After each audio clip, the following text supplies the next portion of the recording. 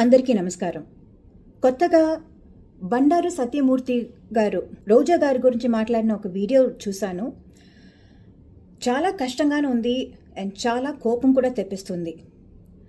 ఒక ఆడది లైఫ్లో ముందుకు సాగుతుంది, పైకి ఎదుగుతుంది అనగానే ఇలాంటి మాట్లాడడం పబ్లిక్గా ఇలా మాట్లాడితే ఏంటి వాళ్ళు భయపడి లోపలికి వెళ్ళి తలుపు మూసుకొని ఏడుస్తారనుకుంటున్నారా? Times have changed, Andy.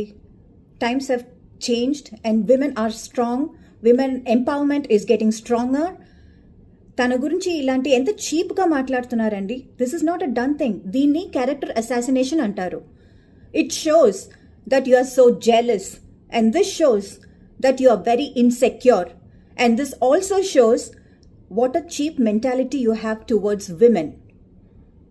మీరు పబ్లిక్గా తన గురించి ఎలా మాట్లాడారో పబ్లిక్గా అపాలజైజ్ కూడా చేయాలి. You should apologise publicly. Roja garu ఈ ఇండస్ట్రీకి వచ్చినప్పటి నుంచి, ఈ మూవీ ఇండస్ట్రీకి వచ్చినప్పటి నుంచి నాకు తెలుసు, కలిసి పనిచేశాను.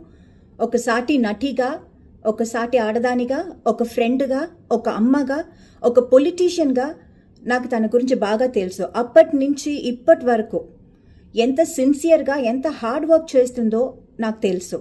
And she is such a strong women. Nothing can pull her down.